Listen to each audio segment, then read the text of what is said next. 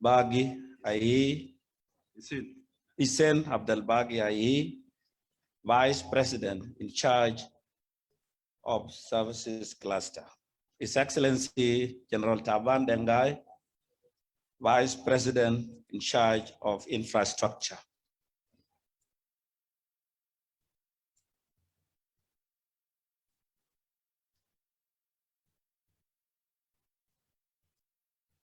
Honorable Chief Justice, Right Honorable Speaker of Revitalized Transitional National Legislative Assembly, Right Honorable Speaker of Council of the State,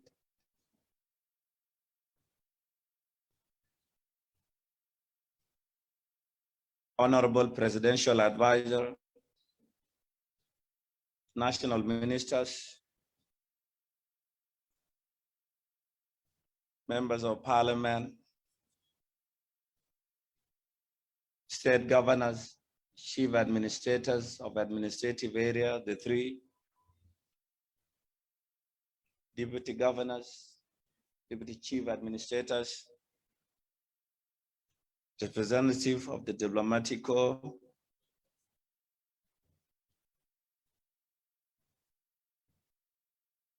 delegate from the state, especially the Minister of Local Government, Minister of Finance,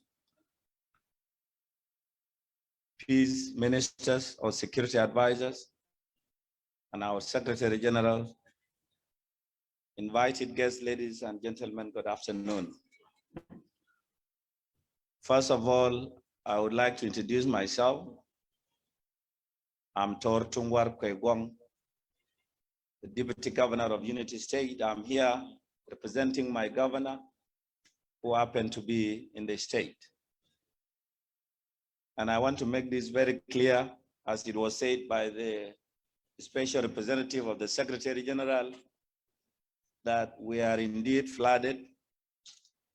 We happen to be one of the states who did not do or who did not conduct the Governors Forum in our state, simply because we are flooded. And governor happened to remain in the state because the water level get increasing. I thought I was to make my presentation in PowerPoint, but I'll have to use my hard copy because the Secretariat are not ready.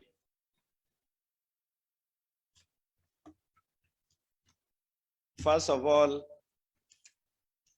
actually we were given the format, and I will start at least to say a short profile about our state. Unity State is one of the 10 states of the Republic of South Sudan with 7 counties, and namely with Koch, Lair, Mayandit, Mayom, Panyijar, and Rukona County. Those are the 7 counties of our state. Our state has an area of 30,000 square kilometers and estimated as per the UN population is 1.5 million. That is the population of our state.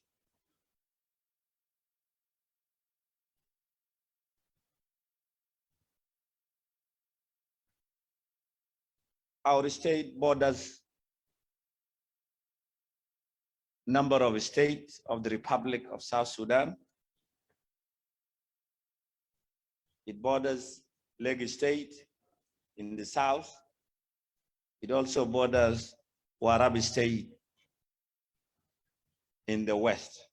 We also border Upper Nile State, as well as Kordofan State of Sudan. That is our national border with the Republic of the Sudan.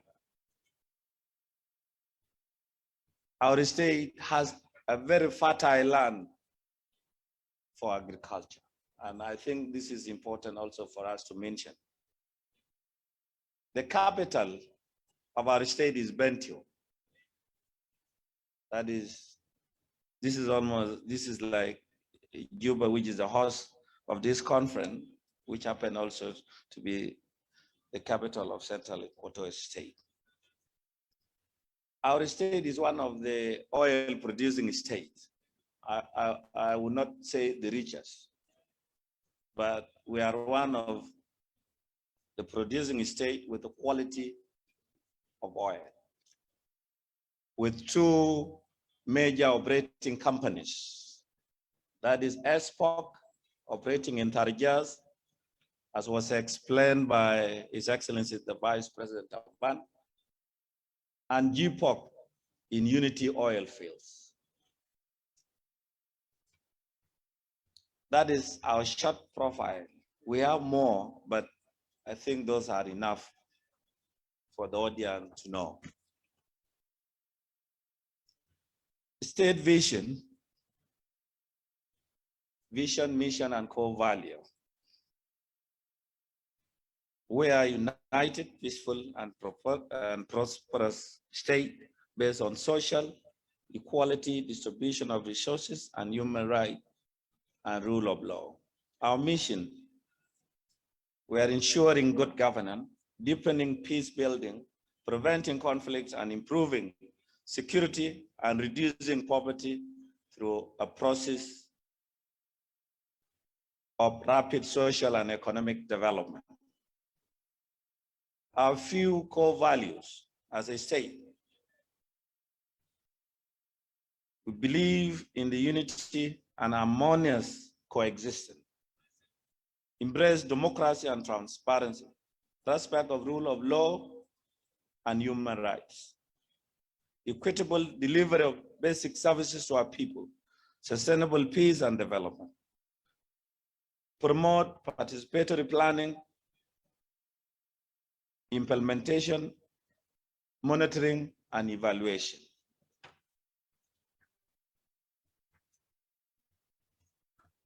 Our key priorities as a state, and I think they will be a little bit different from the major strategic plan of the government of South Sudan. Our number one priority as a state is flood mitigation and resilience. As you all know, the whole of Upper Nile is a lowland, and we are along the Nile Valley. The entire state is flooded. As I said earlier, we have 7 counties, in which 90% of those counties are flooded. I would give an example because most of our governors are here. Our people of Panija are now being hosted by Honorable Governor Ring Twenge, and we are very proud of him. The entire population, because the whole county is submerged, and at least they have neighbors who are so kind. So over 90 of our population are flooded. So our priority as a state is to control flood from engulfing our main town, the capital, because it has taken the counties.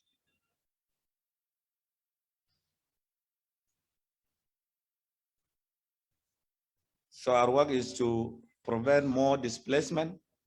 Remember the conflict, the 2013 crisis has created many IDPs in our state, which many of you are aware.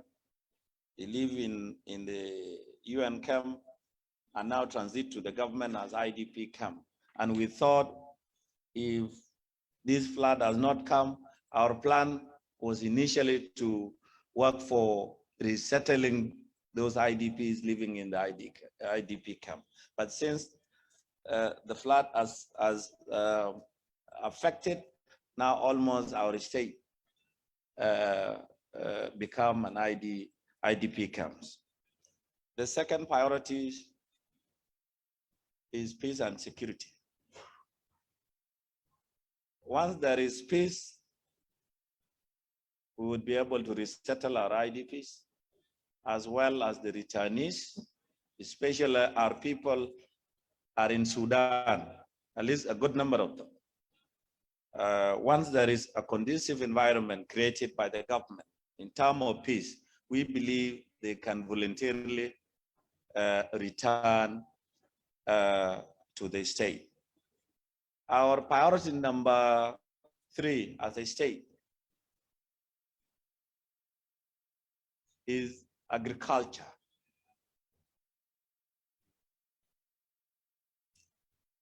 We have the experience of the UN hosting over 168,000.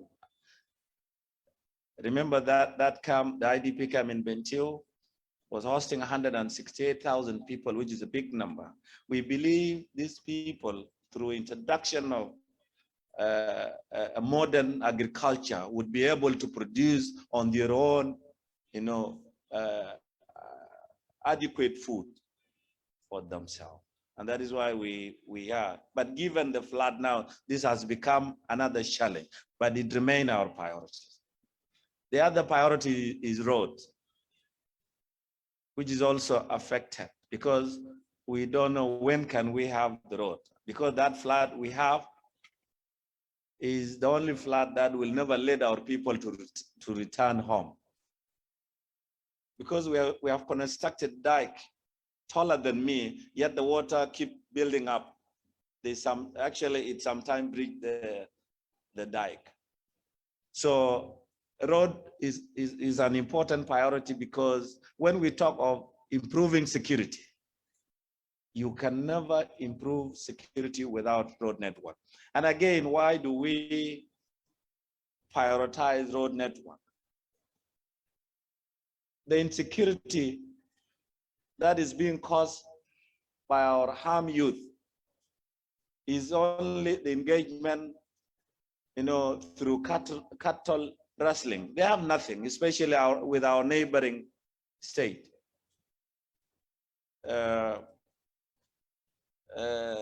Warab and Lake State. So a road would be important if we can have a road along that border to improve security. Then we have the 4th priority, which is health, to provide access to health, a clean drinking water, delivery at all levels. 5th, education, to provide access and improving quality education and build institutional and human capacity in the education sector. 6th, empower of women and the youth. So that is some of the few key priorities as a state government. A state achievement. I thought if that PowerPoint can work, because there are some supportive pictures to support our achievement as a state. A state achievement as per the theme. The theme is very clear. We are talking about implementation rather than other achievements. Unity state since the signing of the cessation of hostility and the ceasefire on the 12th September 2018, there has been no single violation. That means we are committed to the implementation of the revitalized peace agreement. We believe that is an achievement. Why did we achieve this? We achieved it through the dissemination of the revitalized. We did this jointly. All the parties to the agreement were involved in the dissemination of the peace agreement. And this could only be seen by you if it is played or projected or displayed on the screen. That is an achievement. We have also managed to form what we call joint security.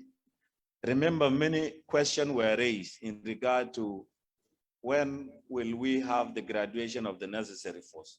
So at our state, we form a little joint force, which we managed to deploy to protect our IDPs, even our important installation. And we did that. Our forces are moving freely. We believe that is an achievement, and we did. We call it a gentleman agreement. And we did that to wait for our unified force once the graduation is done and the deployment is done, we will regard them as, they should go back to training centers. That is an achievement. We also manage volunteer resettlement of IDPs. That was in 2019, 2020. Out of 168,000 people living in the IDP camps, we are able to go back to the Rome with the support of the letter of His Excellency the President, who clearly stated that when you are living in somebody's house and peace has come, you evacuate that house for the rightful owners. At least we achieved that. As well as the free movement of our people, even our forces. You find that our forces are, you go to town, you buy what you want, then you go back to cantonment. Unity State, in partnership with our developmental partners like UNHCR, managed to repatriate or transport on 6 chartered flights IDPs living in Juba in this IDP camp next to the Jabal. We have achieved. Thank you very much. At least I'm ahead. So, in partnership with our partners like UNHCR, we managed to transport some of the IDPs because we have people in 2 IDP camps. We have the Jabal camp and we have Manga camp. So that process is on. That is an achievement as far as peace is concerned. Be mindful of time. Okay, thank you. So Unity State, in partnership with our partners, have conducted series of peace conferences and dialogue. Challenges: 1, flood and displacement of population. Insecurity. If we talk of insecurity, the parties to the conflicts have silenced their guns. However, we are challenged with insecurity caused by the youth through cattle raiding, property thefts, revenge killing. We have them in our state, and also with our neighboring state. So insecurity matters. Because of time, I was to explain a history between us with Honorable Ring Twai, a youth from our state, from Panyajar, went and raided cattle and brought a very beautiful bull, called as Marial, the Tag Marial. I don't know how beautiful. I was chatting with the Honorable Governor. So when a businessman from Rumbek came to the newer land and exchanged that bull with 25 cows. By the time he took that bull, the man from Lake State, then the rightful owner discovered the bull. Then it was a big case, and I think it is still there. And I was online with the deputy governor. But because we are committed to peace, he is handling, Honorable Governor has been handling this case. Look how difficult it is. This is the insecurity we are talking about. So we have lack of road connectivities, isolated cases of cattle theft, diseases outbreak. Now, given the flood, our cows, our livestock are dying as people of Unity State. Goat, dogs, every livestock, because of, I think, the waterborne related diseases of animals. Environmental pollution caused by the oil production and employment of our youth, especially in the oil sector. Now, we have the 2 major oil companies, but we are not benefiting. If we said, people say that is too much politics. It is a reality. Delay, the challenges, delay of graduation of necessary unified force remain our challenge. Road connectivities from Bentiu town to oil field. Because of flood, that road is cut off. Number 6, way forwards. Construction and maintenance of our roads, construction of bigger dikes in counties and state headquarters, improve social services delivery, urgent graduation and deployment of unified force. As a state government, we appeal to the national government, at least to speed up the graduation, because it is not our task. It is the task of the national government. Disarmament of civilian population as immediate need to promote peace and security. Promote sustainable development by strengthening the support to local trade and agriculture and production system. Educate the population on key issues as gender-based violence, abduction, and child marriages. Ensure proper and shared management of water, basin, and grazing land. We have an issue of grazing land with our neighbors, the Arabs, pastoralists. Like now, but given the flood, we don't know if they will come because they have plenty of water, plenty of grazing. So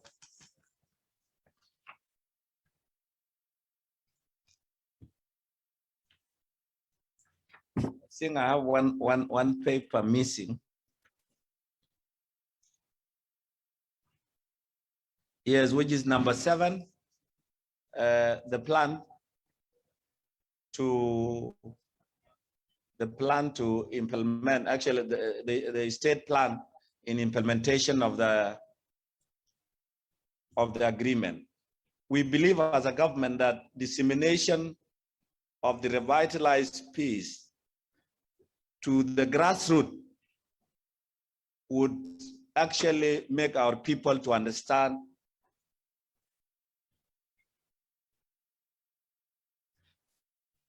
so our plan as a state, we believe we will continue with dissemination, even in our different languages, but at least the 7 counties are people with one language. So state plan to implement the ACAS. So we said immediate disarmament of civilian population.